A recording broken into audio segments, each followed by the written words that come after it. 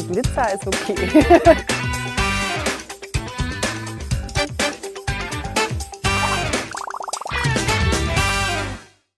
Hallo zusammen, mein Name ist Fabienne Müller-Lüttgemeier. An meiner Seite mein langjähriger Erfolgspartner D'Agostino. Wir freuen uns, dass ihr heute hier seid. Herzlich willkommen.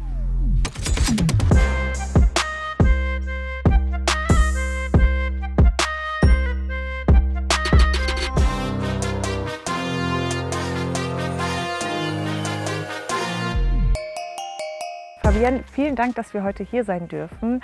Dieser Ort wurde von euch 1995 gekauft, damals noch als Bauernhof, und ihr habt ihn dann zur Reitanlage umgebaut. Was bedeutet der Ort hier für dich und wie hat er sich in all den Jahren verändert? Ja, schön, dass ihr hier seid. Ja, das ist wirklich immer unser Rückzugsort, sage ich einfach mal, unsere Oase. Wir fühlen uns hier pudelwohl, Pferd und Reiter. Und haben hier tolle Möglichkeiten, die Pferde auf die Wiese zu stellen. Wir haben auch noch eine Rennbahn, wo wir dann ausreiten gehen können oder auch mal ein bisschen galoppieren gehen können, was natürlich auch super toll ist, und haben das einfach Stückchen für Stückchen immer so ein bisschen weiterentwickelt. Hier dann im Hintergrund direkt der Außenplatz, und ja, wir freuen uns, dass wir es so gut haben und wissen das auf jeden Fall sehr zu schätzen. Ja, wir haben ja auch gerade schon mal so ein bisschen durch die Gegend gespinkt und es sieht auch wirklich super schön aus. Würdest du mit uns mal eine Tour machen? Auf jeden Fall, klar, gerne. Dann gehen wir mal los.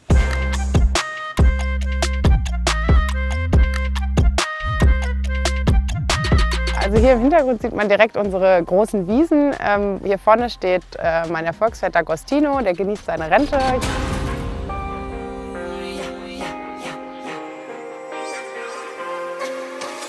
Hier haben wir noch 3 Fohlen. Ah, die haben hier ihren Laufstall. Genau, die haben ihren Laufstall hier, gehen dann aber jeden Tag auf die Wiese, sind am Snacken. Ja, hier sind wir quasi mitten im Stall. Es stehen bei uns eigentlich alle die jungen Pferde, die Top-Pferde, die Rentner, alle gemischt. Weil also zum Beispiel D'Agostino bleibt in seiner Box stehen und ist da nicht ausgezogen, und Quincy und so. Und ja, aber wie man sieht, die meisten sind noch irgendwie draußen unterwegs. Ja. Es ist relativ viel leer gerade. Aber es ist ja auch schön.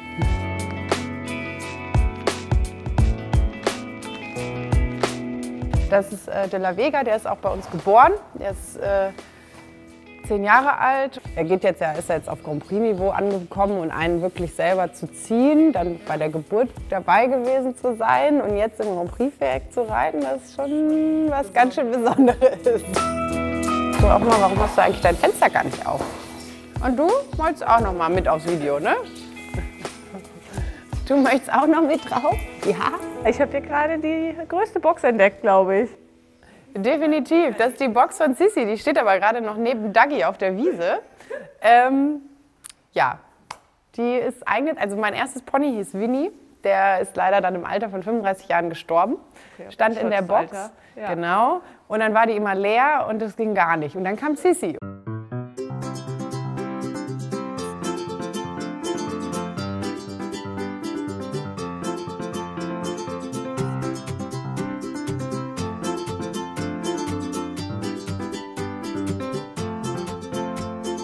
Eventuell muss sie jetzt noch Kinderpony werden, weil Ben ja da ist. Das und stimmt. Ben findet sie ganz klasse und läuft dann immer hier rein und Shishi, Shishi. Und ja, ich bin mal gespannt, ob sie das macht.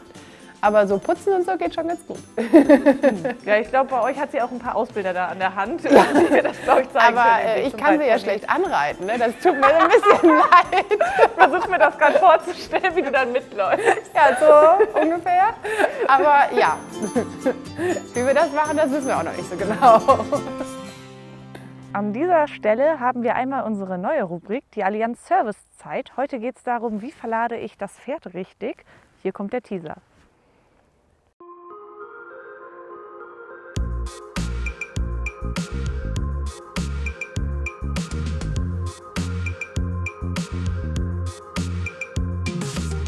Guten Tag, mein Name ist Tonde Ritter. Herzlich willkommen hier auf Gestüt Moosbend. Zusammen mit der CAO Aachen drehen wir heute einen Kurzfilm über Verladen. Guck einmal auf die TÜV-Plakette und auf den Schein. Stimmt er auch? Ja. Gut. So, was ganz wichtig ist, dass er jetzt einklickt, dass man das auch hört. Wir benutzen ganz gerne Lappen und Bandagen, Sprunglocken, So, selbstverständlich muss man nicht immer Bandage nehmen, sondern man kann auch Transportgamaschen gebrauchen, dass er auch auf die Führer hört, sowohl mit Stimme als auch mit kleiner Parade an dem Strick.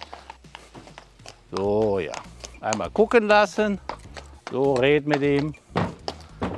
So, gleich hinterher gehen. Jetzt ist ganz wichtig, dass wir uns ganz gut absprechen. Wir versuchen das zu schließen.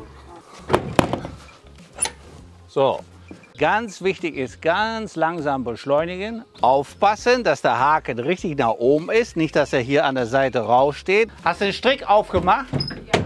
Der Strick ist auf, also kann ich hier aufmachen. Ja. Gut. Gleich ein bisschen an der Seite begrenzen. So. Prima. Gut. Brav. Zum kompletten Video kommt ihr jetzt hier und bei uns geht es jetzt einmal weiter mit Fabienne. Im Hintergrund sehen wir gerade Valesco und Valencia, Fabiennes Top-Pferde. Zu den beiden kommen wir gleich. Aber erstmal wollen wir dich persönlich auch ein bisschen besser kennenlernen.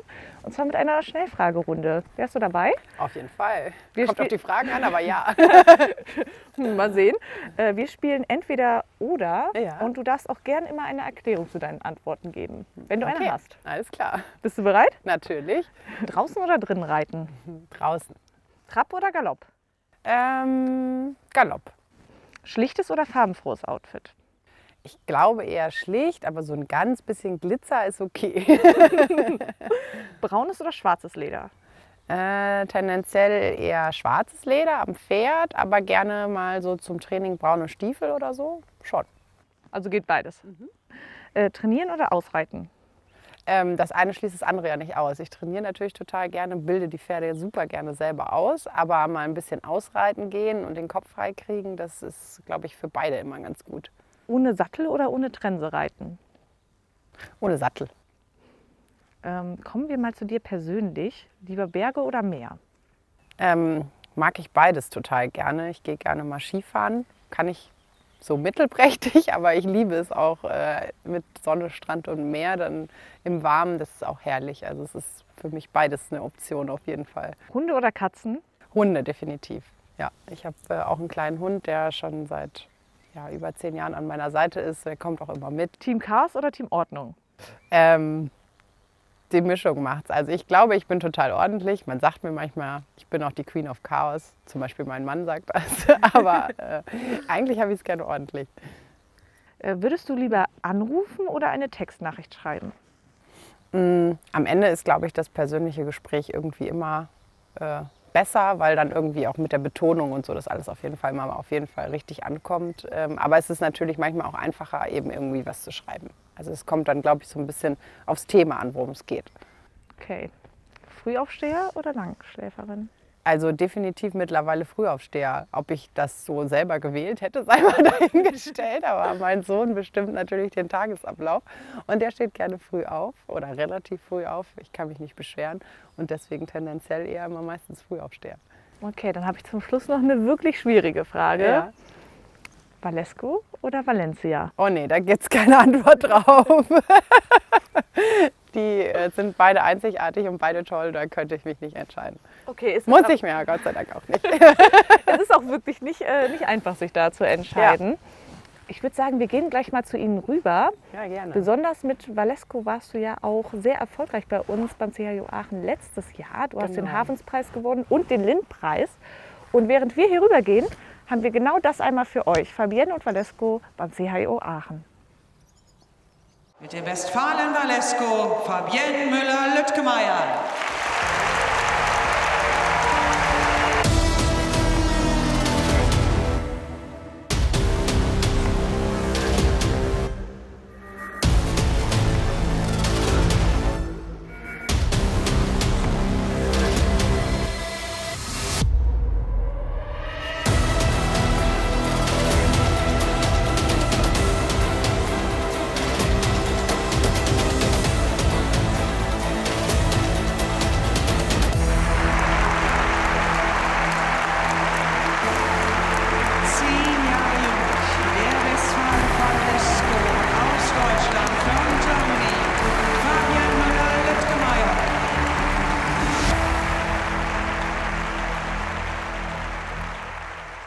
Hier sind sie auch schon, Valesco und Valencia, deine beiden Spitzenpferde.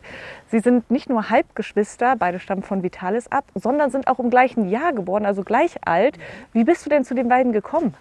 Ja, wir haben tatsächlich beide auf der Westfalen-Auktion entdeckt und bei Valencia nicht den Zuschlag bekommen, sondern die wurde woanders hin verkauft. Die haben sie dann aber nicht abgenommen. Und 3 Monate später rief dann der Züchter an, ob wir denn wohl noch Interesse hätten. Und dann durfte ich sie sogar zur Probe zu uns bekommen. Und bei Valesco hatten wir das Glück, dass wir da direkt den Zuschlag bekommen haben. Und ja, auf diese Weise bin ich zu beiden gekommen. Das war natürlich mega.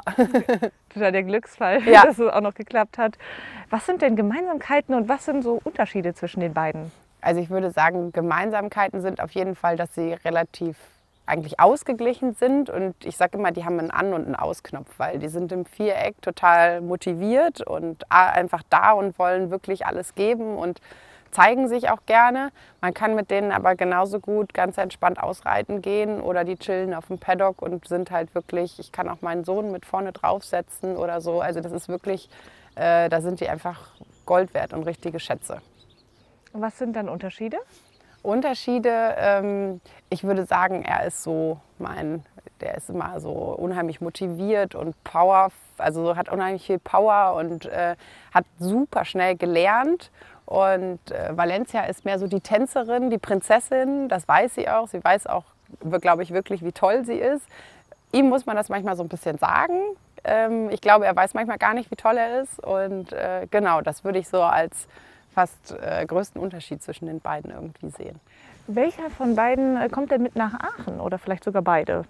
Natürlich am liebsten beide. Das werden die beiden mir dann sagen. Wir gucken jetzt einfach von Turnier zu Turnier und dann werden wir einfach entscheiden. Oder vielleicht müssen wir uns auch nicht entscheiden. Mal schauen. Mal gucken, wie es läuft. Es bleibt also spannend. Genau. Wir möchten die beiden aber heute natürlich auch näher kennenlernen Ja. und würden euch da auch gerne mal beim Training begleiten. Ja, sehr gerne. Ich würde sagen, wir starten dann einmal mit Valencia. Ladies first. Auf jeden Fall. Los geht's.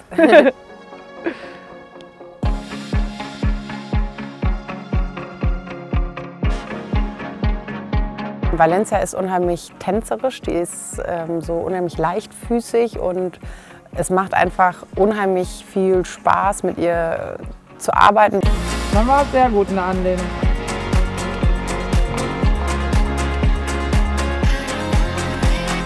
Es hat einfach auch schon total Spaß gemacht, sie einfach auszubilden. Sie liebt es, sich zu präsentieren und sie weiß auch, dass sie toll ist und das ja, spielt sie auch aus und triumphiert das auch so. Und das macht sie auf jeden Fall aus.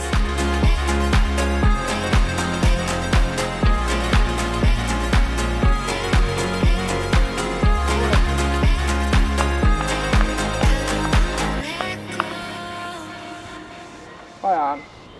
Wenn man euch so beim Training zusieht, da kommt richtig Vorfreude auf, euch mal bei uns im Deutsche Bankstadion reiten zu sehen. Aber du hast ja auch noch ein zweites Eisen im Feuer, das sich hier gerade lautstark meldet. Ja. Und zwar Valesco. Aufmerksamkeit. Ja, möchte auch Aufmerksamkeit. Was steht denn heute bei euch beim Training an? Tatsächlich mache ich gerne das so mit den Pferden, dass sie auch immer ein bisschen Ausgleich haben und wir können gerne heute auf die Rennbahn gehen. Ne? Das hört sich doch hervorragend an. Da sind oder? wir dabei. Ich würde sagen, dann gehen wir ihn mal gemeinsam fertig machen. Ja, das dauert vielleicht heute schon ein bisschen länger, gell? Bis da der ganze Dreck wieder ab ist.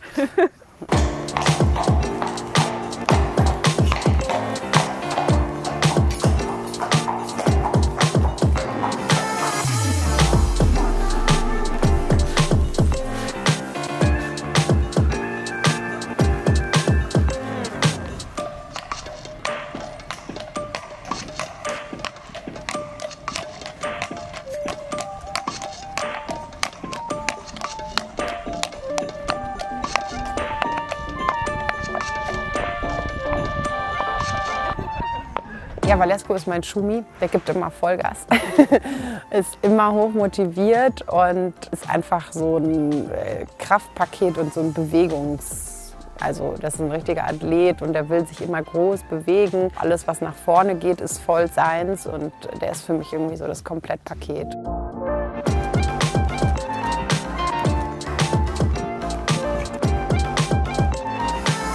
Ich glaube, dass das wichtig ist für die Pferde, für den Kopf, aber auch für den Reiter. Dass man einfach auch mal was zusammen was anderes macht, was zusammen erlebt, auch wenn man irgendwie ausreiten geht oder so und einfach spontan einem einen Kinderwagen begegnet oder ein Fahrrad oder irgendwas, Kühe, was weiß ich, dass sie einfach auch lernen, dass wenn die dann vielleicht ein bisschen aufgeregt sind, dass wenn der Reiter sagt, hey, es ist alles gut, dann ist auch alles gut und dann entspannen sie wieder und das hilft einem auch nachher dann irgendwo im Viereck. Und es ist auch einfach mal schön, so ein bisschen die Seele baumeln zu lassen. Wer geht nicht gerne ausreiten?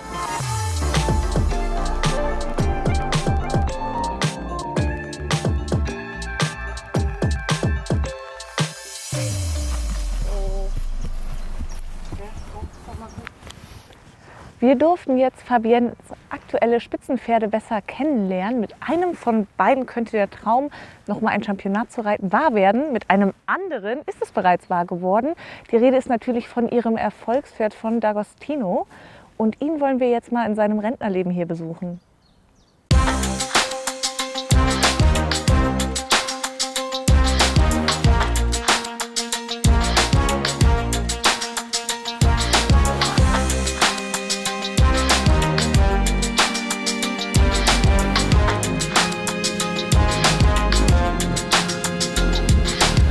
Mit diesem jungen Mann hier, mit Dagi, bist du Mannschaftsweltmeisterin und Mannschaftseuropameisterin geworden. 2018 habt ihr ihn dann fit aus dem Sport verabschiedet. Wie geht's ihm heute?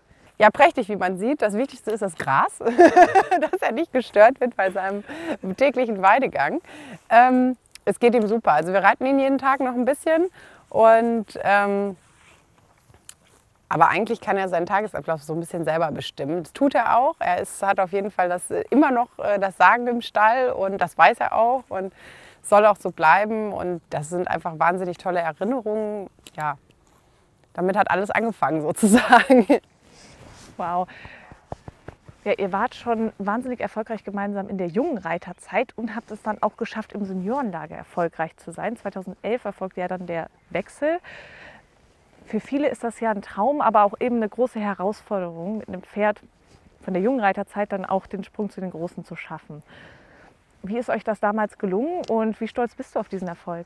Also da sind wir natürlich sehr stolz drauf. Er hat auf jeden Fall ein bisschen gebraucht, um auch in den Sport reinzuwachsen. Man hat irgendwie dann immer gesagt, er wird eigentlich wie so ein alter Wein immer besser, je älter er wurde.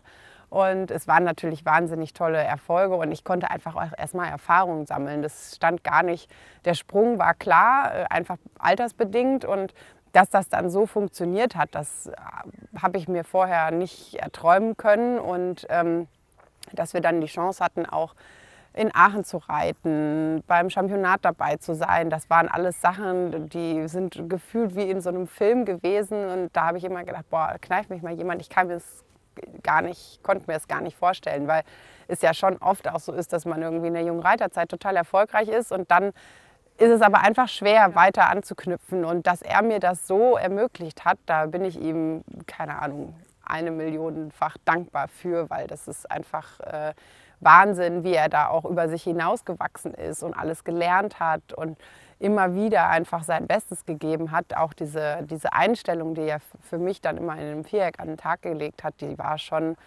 einzigartig und das werde ich ihm nie vergessen. Also da bin ich immer dankbar für und ja, er hat einfach alle Türen für mich geöffnet. Durch ihn habe ich unheimlich viele Freundschaften auch knüpfen können, bin durch die Weltgeschichte gereist. Ja, also Wahnsinn. Danke, Dagi, weil das hätte ich alles sonst nicht erleben dürfen. Ich glaube, er freut sich auch, dass er immer noch bei dir hier ist Auf und jeden jetzt Fall, ich glaub schon. hier sein Rentnerparadies hat. Du hast es gerade schon kurz angesprochen, CHIO Aachen. Auch da wart ihr ja super erfolgreich unterwegs. Ihr habt unter anderem den Lamberts Nationenpreis mit der deutschen Equipe gewonnen. Was bedeutet dir der CHIO Aachen? Ja, das ist immer was ganz, ganz Besonderes einfach, weil ich von klein auf, also ich war schon im Kinderland unterwegs und dann war immer der größte Traum, da mal reiten zu dürfen. Ich weiß tatsächlich noch, dass sich das so ein bisschen mit einer Junioren-Europameisterschaft überschnitten hat, ob man da jetzt reiten kann oder nicht. Und da habe ich wirklich noch mit meiner Mama geredet, sicher, dass wir nicht Aachen reiten wollen? Und sie hat gesagt, boah, Schatz, das kannst du nicht so sagen. Und da habe ich gesagt, nein, hast ja recht. Und im nächsten Jahr hat es dann auch wirklich dann geklappt, dass ich dort an den Start gehen konnte, weil das war immer mein absoluter größter Traum. Und dann natürlich irgendwann der Nationenpreis. ja, Wahnsinn. Es ist einfach familiär bedingt, dadurch, dass mein Opa es irgendwie mit aufgebaut hat, meine Mama, meine Tante da immer am Start waren, ich sowieso jedes Jahr irgendwie da war, war das natürlich dann für mich was ganz, ganz Besonderes und es ist eigentlich jedes Mal ein Gänsehautmoment, da ins Stadion zu reiten. Ja, du hast es gerade schon gesagt, dein Opa Kurt Capellmann war nämlich Präsident des Aachen-Laurensberger Rennvereins. Dann deine Tante Nadine Capellmann, deine Mutter Gina Capellmann-Lüttgemeier. Den allen hast du ja erstmal die Daumen gedrückt. Genau. Dann hat sich das Ganze dann verändert. Was war denn aufregender? Selbst das Daumendrücken oder dann selbst zu reiten? Das Daumendrücken, definitiv. Also es ist, wenn ich am Rand stehe, auch wenn ich heute mal mit unserer Bereiterin oder so losfahre, das ist ja fürchterlich. Oder wenn ich einfach Unterricht gebe oder so und die dann auf dem Turnier reiten und ich das verfolge. Also ich bin ganz schlecht am Rand, ich bin total nervös, das ist ganz fürchterlich. Aber wenn ich selber reinreiten kann, dann habe ich das ja selber in der Hand und dann kann ich mich eigentlich immer ganz gut konzentrieren und dann freue ich mich da eigentlich immer mehr drauf, dass ich einfach die Chance habe und dann dabei sein kann und da ist es dann deutlich entspannter. Okay, nachvollziehbar. Da hat man es ja auch so ein bisschen selber mehr Genau. in der Hand. Du hast schon unglaublich tolle Momente beim CAO Aachen gesammelt, familiär bedingt, dann reiterlich bedingt und darauf wollen wir auch gerne mal einen Blick werfen, denn hier seht ihr einmal Fabiennes Highlights in Aachen. Ach, cool.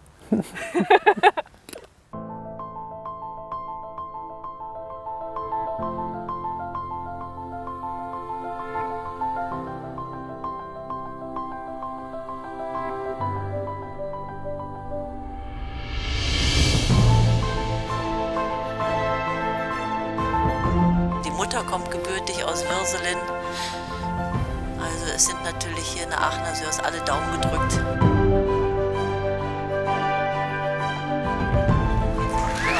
Richtig gemacht, Riesenrunde.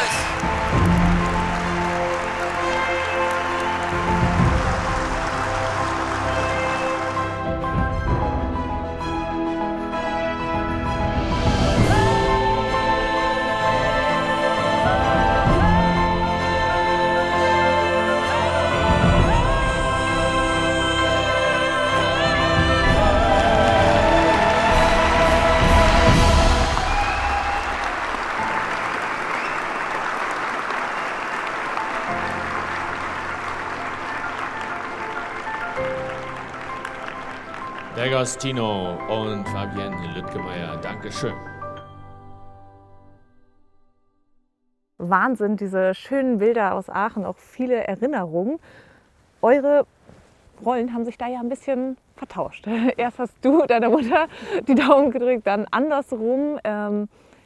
Genau, Frau Capellmann, Sie sind heute hier mit Fabienne in der Rolle dann als Ausbilderin und Trainerin. Ja, wie hat sich das entwickelt mit der Zeit? Ja, wie hat sich das entwickelt? Fabienne hatte sehr früh Freude an Pferden, schon an den Ponys. Vor allen Dingen an der Hufpflege, das war immer das Wichtigste, ist, glaube ich, bis heute geblieben.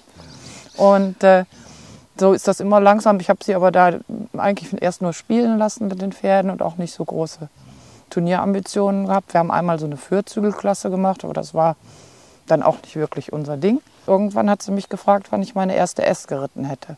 Und dann war ihr Ehrgeiz entwickelt und sie wollte das auch. Und da war sie dann 14. Und von da ab ging es dann weiter nach oben.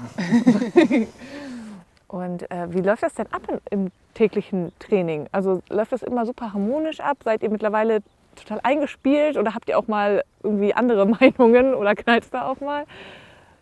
Unterschiedliche Meinungen gibt es natürlich auf jeden Fall mal, aber das bringt dann meistens ja auch irgendwie weiter, weil man das ja dann irgendwie so gemeinsam entwickelt. Aber eigentlich sind wir uns meistens schon einig und es ist natürlich für mich ein ganz großer Vorteil und toll, dass meine Mutter mich da immer so unterstützt. Und ja, im täglichen Training sieht es eigentlich so aus, dass ich die Pferde arbeite. Meine Mutter reitet selber auch noch und guckt dann entweder von da aus mal rüber und wirft mir dann mal so einen Satz zu oder so. Oder sitzt dann halt wirklich hier, wo wir jetzt sitzen und dann guckt sie meistens dann vor den Turnieren dann noch mal ein bisschen gezielter hin von unten. Und ja, so versuchen wir dann immer unsere guten Vierbeiner, die tollen Pferde, die wir jetzt haben, einfach bestmöglich auf die Turniere vorzubereiten. Also es ist bei euch absolutes Teamwork hier. Ja, definitiv. Frau Capellmann, was zeichnet denn Fabienne aus? Einmal als Reiterin natürlich und natürlich auch als Menschen. Als Menschen, Ja, das ist ein lieber Mensch. Ein guter Mensch, finde ich. Bin ganz stolz darauf, dass sie so geworden ist, wie sie ist. Und beim Reiten, sie kann sich sehr gut konzentrieren. Viereck, das ist immer so go, vorwärts und fehlerfrei. Und das ist schon eine besondere Stärke von ihr. Ich finde es so schön, so frisch nach vorne und doch so kontrolliert. Und herrlich, sieht schön aus. Also einfach dieser Spaß auch an der Arbeit dann mit den Pferden. Ja, das sieht man ja auch an. Okay, Frau Köppelmann, vielen Dank, dass Sie sich Zeit genommen haben. Und jetzt kommen wir zu einem Part, der mir immer besonders viel Freude macht, nämlich euren Fragen. Che-Menedu fragt, sind Cavalettis kleine Sprünge etc. Teil der Ausbildung deiner Dressurpferde? Also ich mache das mal, aber tatsächlich eher selten, muss ich gestehen. Also ich mache es total gerne. Manchmal ist es aber auch irgendwie so ein bisschen die Routine, die sich dann einschleicht. Und dann denke ich mir, ach Mensch, könntest du mal wieder machen. Greta-BLMS 17.03 fragt nach deiner Lieblingslektion. Nach meiner Lieblingslektion, fliegende Wechsel. Warum ist das deine Lieblingslektion? Ja, weiß ich auch nicht. Das ist so, es liegt mir, glaube ich, gut und ich mag es auch total gerne daran zu arbeiten und ja, Serienwechsel, ist einfach so mein Ding. Das mache ich gerne. Es macht dann einfach Spaß. Genau. Scarlett-Equine Live fragt, gab es Zweifel, Bedenken bei dir, nach den großen Erfolgen mit Dagi wieder anknüpfen zu können? Natürlich kommen immer mal Zweifel auf, aber ich glaube, dass einfach die Arbeit mit den Pferden und die Ausbildung von Pferden, das macht mir einfach so viel Spaß und das steht auch für mich im Vordergrund. Und wenn es dann natürlich am Ende auch noch erfolgreich ist, ist das i-Tüpfelchen. Hanna Hünges fragt, was sind deine Ziele für dieses Jahr?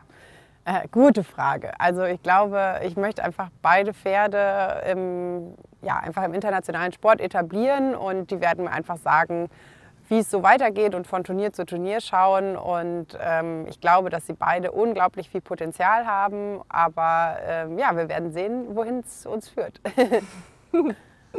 Solange der CAO Aachen eingeplant ist, ist alles gut. Ja, der ist auf jeden Fall ganz sicher eingeplant. Aber auch mit den jungen Pferden, einfach die so weiter zu entwickeln. Und wie gesagt, also die Ausbildung, das macht mir einfach unheimlich viel Spaß. Und das geht ja immer weiter. Also es ist ja jetzt nicht nur, wenn man quasi das Pferd Grand Prix fertig hat, dann versucht man an Feinheiten zu arbeiten, dass es alles noch leichter, noch einfacher wird und so. Das macht unheimlich viel Spaß. Okay, Elisa Eichchen fragt, was ist dein bestes Pferd im Moment? Naja. Sie legt nochmal den Finger in die Brust. Nochmal, genau. Da kann ich mich nicht festlegen. Also tatsächlich bin ich natürlich absolut verliebt in meine Füchse. Aber auch der De La Vega, der ist 10 Jahre alt, der macht sich auch ganz toll. Also ich habe einfach ganz, ganz tolle Pferde und ich liebe die alle sehr. Und genau, ich kann da keine Antwort zu treffen. Also mehrere Eisen im Feuer. So kann man das, glaube ich, sagen. Genau. Fabienne, vielen Dank, dass du dir heute Zeit genommen hast für uns, dass wir dich heute besuchen durften und einen Blick über deine Schulter werfen durften beim täglichen Training mit deinen Pferden. Sehr, sehr gerne. Schön, dass ihr da wart. Und ich glaube, wir freuen uns jetzt schon richtig, dich in Aachen zu sehen. Und jetzt sind wir auch schon wieder am Ende unserer Magazinfolge angekommen. Wir hoffen, es hat euch gefallen. Ihr könnt der Folge gerne einen Daumen hoch geben und uns abonnieren. Ansonsten sehen wir uns bald wieder.